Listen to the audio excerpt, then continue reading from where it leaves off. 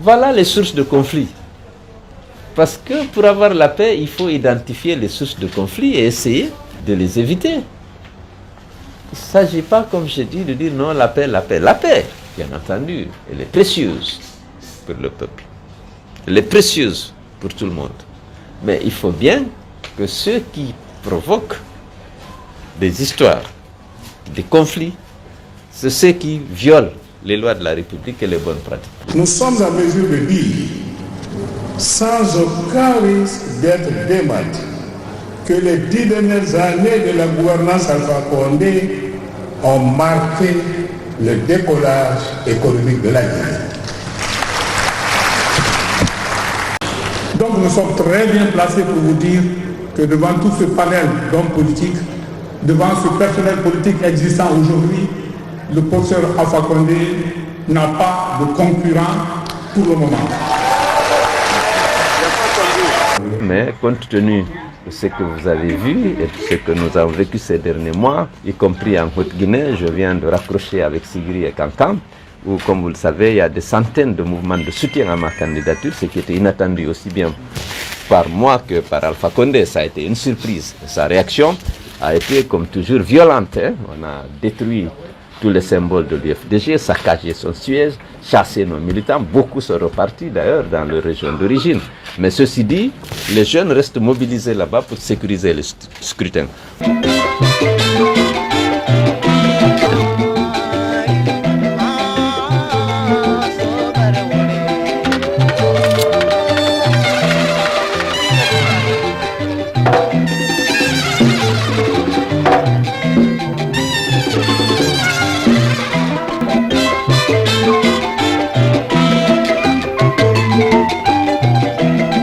Pour être venu m'accompagner au bureau de vote. Comme vous l'avez constaté, je me suis acquitté de ce devoir civique en votant avec beaucoup de confiance par rapport à l'issue de ce scrutin, puisque, comme vous le savez, je rentre d'une brillante campagne compte tenu de l'accueil chaleureux dont ma délégation a bénéficié à l'intérieur et surtout le comble, l'accueil que vous avez vécu avec moi, pour la plupart d'entre vous, lorsque je suis rentré à Conakry. Vraiment, la population a réitéré, ou a plutôt exprimé, si vous voulez, sa confiance et sa détermination à provoquer l'alternance en ma faveur. Je sais qu'aujourd'hui, il n'y a pas de doute, même dans le camp d'en face, sur la victoire du candidat de l'ANAD de l'UFDG. La stratégie aujourd'hui qui est en train d'être élaborée, hélas, de l'autre côté, c'est comment tricher. Parce que M. Alpha Condé ne peut pas renoncer à son désir de s'octroyer une présidence à lui. Alors, à cet égard, bien entendu, mes électeurs et moi-même, on résistera, on refusera la fraude.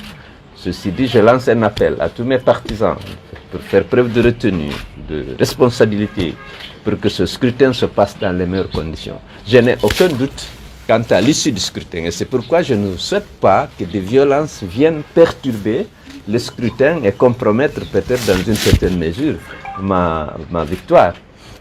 Il n'y a pas de risque zéro, bien entendu, en toute matière. Surtout celle-là, mais compte tenu de ce que vous avez vu et de ce que nous avons vécu ces derniers mois, y compris en Haute-Guinée, je viens de raccrocher avec Sigri et Kankan, où, comme vous le savez, il y a des centaines de mouvements de soutien à ma candidature, ce qui était inattendu aussi bien par moi que par Alpha Condé. Ça a été une surprise. Sa réaction a été, comme toujours, violente. On a détruit tous les symboles de l'UFDG, saccagé son siège, chassé nos militants. Beaucoup sont repartis d'ailleurs dans leur région d'origine. Mais ceci dit, les jeunes restent mobilisés là-bas pour sécuriser le scrutin. On a enregistré des bureaux de vote où on a renvoyé les représentants de l'UFDG à Kankan et à Kouroussa, mais c'est en train d'être réglé. Je crois que ça va bien se passer. Je n'ai pas d'inquiétude quant à l'issue du scrutin. J'ai d'énormes inquiétudes pour la paix et la cohésion si M. Alpha Condé essaye de s'emparer par la ruse et par la violence du pouvoir. Parce qu'en ce moment, ce ne sera pas acceptable pour nos partisans et pour les patriotes guinéens qui auront voté pour l'alternance. Il n'y a pas de conflit, normalement, lorsqu'on fait aux élections.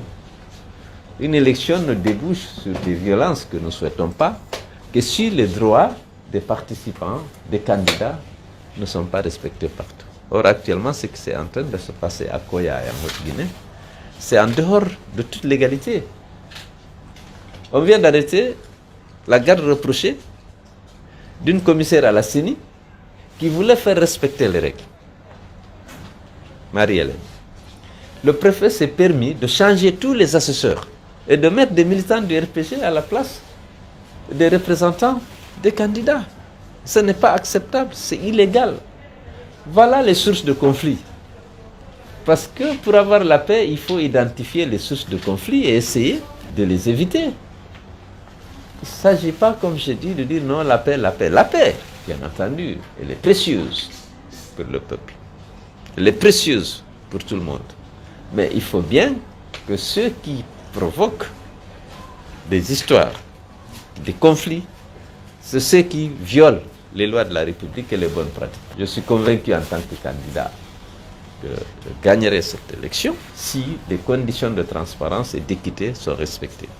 Donc je lance un appel aux fonctionnaires, aux administrateurs territoriaux, aux membres de démembrement pour qu'ils fassent observer par tous les compatriotes le respect du code électoral, des autres lois de la République et des bonnes pratiques.